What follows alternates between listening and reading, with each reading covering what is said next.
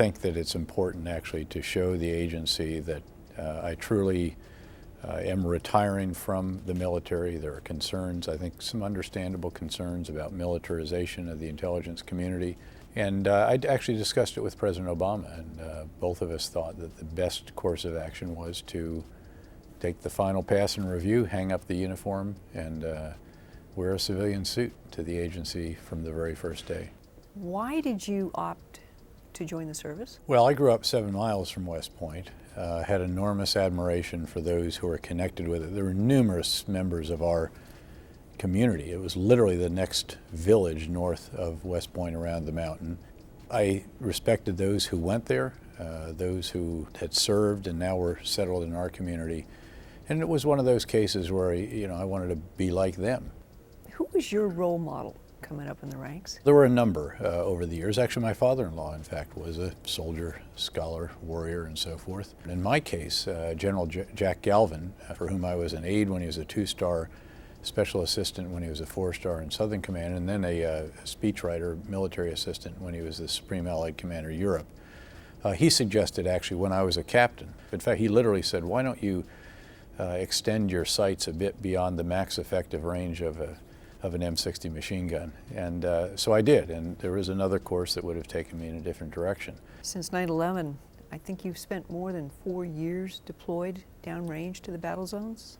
It's more than that, actually. It was almost 4 years in Iraq and then another year in Afghanistan, and there was a year in Bosnia at the very beginning, and then however you want to count the CENTCOM time. So I think it's somewhere in the neighborhood of 6.5 or so years deployed since 9/11. How do you describe that period of your life?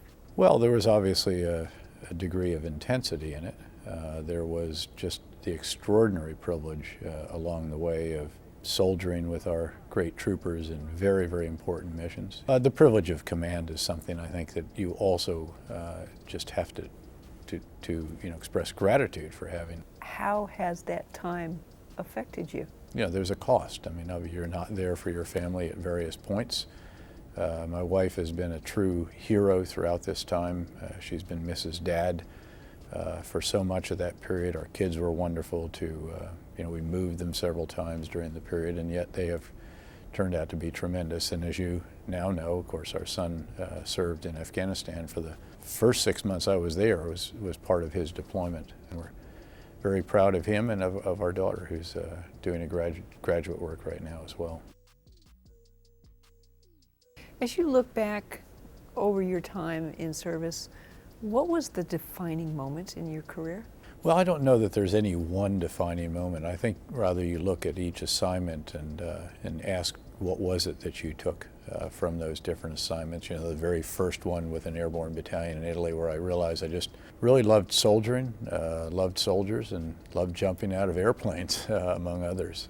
Fort Stewart, Georgia, where I got a taste of mechanized infantry, which I actually enjoyed as well. The differing experiences that you had to go from being a company commander in a battalion S3 to Command and General Staff College, and then with graduate school, which is such a truly formative experience for me. Teaching at West Point, going to work for General Galvin at NATO headquarters when he was the Supreme Allied Commander, just an extraordinary experience. The year of the Intermediate Nuclear Force Agreement, serving again with mechanized forces in Germany, the biggest reforger in history. Again, these are just wonderful times. And then to be the aide for General Vano, in command of an air assault infantry battalion at Fort Campbell, which was just beyond compare, and to be a Division G3 for General Keane when he was Eagle 6, and in a year that was so full of different activities. Again, a lot of this just quite off the charts. Let me ask you, has war changed you? I think war changes everybody. I think you keep a mask on, frankly, as a commander. You don't let your shoulders slump if you can avoid it. But inside, I think everyone has changed somewhat by war, to varying degrees, obviously, and tragically some changed in ways that have altered their lives forever. Others have given the last full measure of devotion that has altered the lives of their families. I do think there's something about emotion that comes out of that.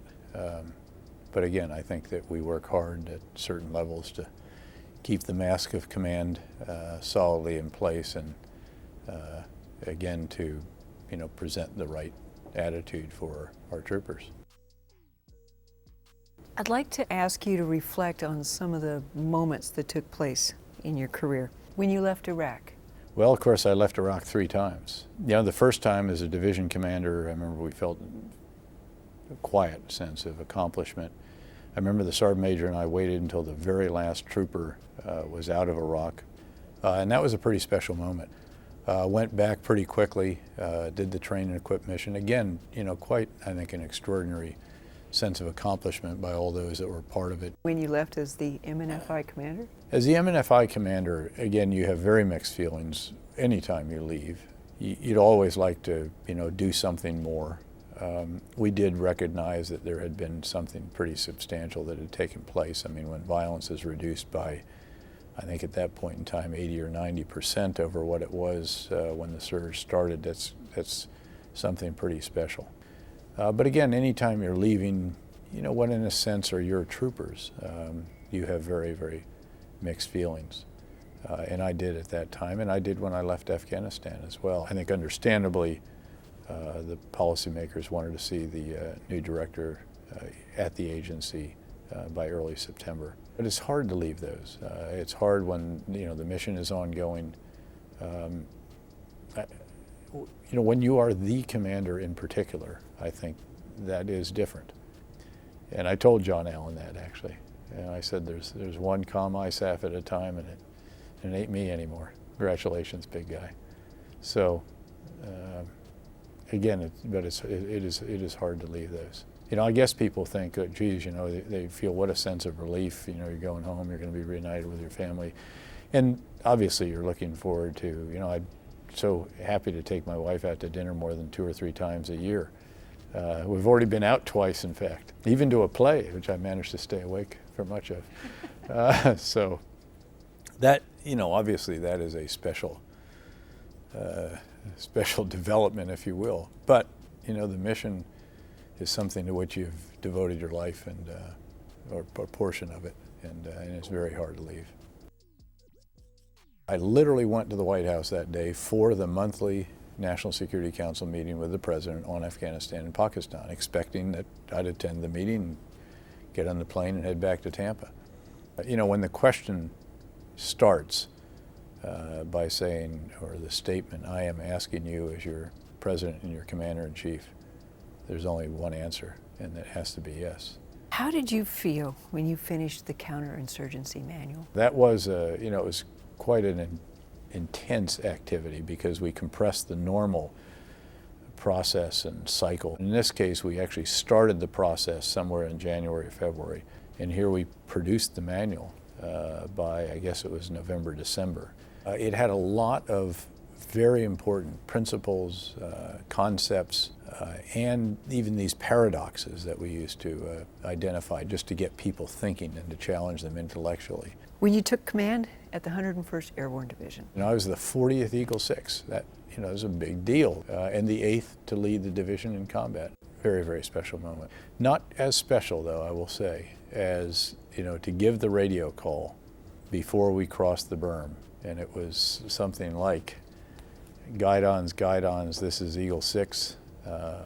Upward Desert Eagle 2 is now in effect. The 101st Airborne Division's next rendezvous with destiny is north to Baghdad. Godspeed, air assault, out. Pretty big moment. July 4th, 2008, you presided over the largest re-enlistment ceremony in history. It was extraordinary. As I looked out at that group and I realized that these individuals, these great Americans, these men and women in uniform, are raising their right hand, re-enlisting. They're already in a combat zone.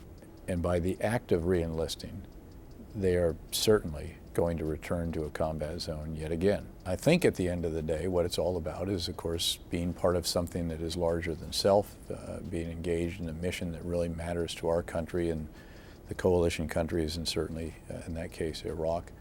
But most of all, I think it's about that fierce desire in every service member not to let down the individual on his or her right and left. America can never thank these individuals or their families enough but we could sure try. You know, I think in a sense that you are leaving one family, if you will, although not leaving it completely. I mean, there will still be enormous ties and connections and activities, but for another great family. The Central Intelligence Agency is a crown jewel in our intelligence community.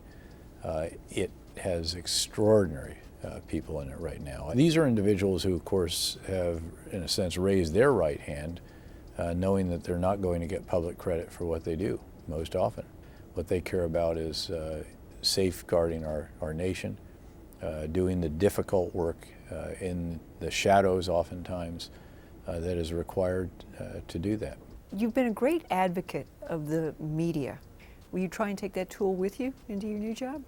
Well, I think that's a very different place and a very different position, and I think that most observers will suggest that the director of CIA should have a heck of a lot lower profile than the one that I've had in the past. And let me just talk about that a bit, because some years back I really did a lot of soul searching about this. It's not optional to do press, that we have an obligation. This is about helping America's mothers and fathers know what their sons and daughters are doing, what the importance of the mission, how it's going, and who's leading them. Again, it's not something that we can take or leave. Again, I think it's just hugely important. It's not to use the media, it's just to be first with the truth. It's to be forthright. It's to lay out what is actually happening.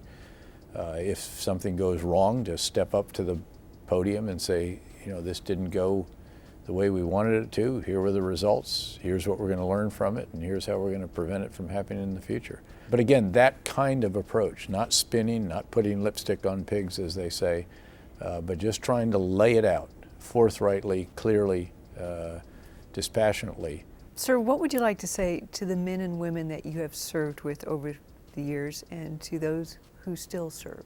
Obviously, you say thanks. Thanks for raising your right hand. Thanks for doing the tough work that our nation needed in very, very important but very difficult missions under very challenging conditions against enemies that are resilient, adaptive, and barbaric. We can never thank them enough, nor can we thank their families enough, nor can we, above all, thank the families of the fallen or the families of those who have been wounded grievously and had the rest of their lives changed forever. Our nation owes all of them, again, this great debt of gratitude.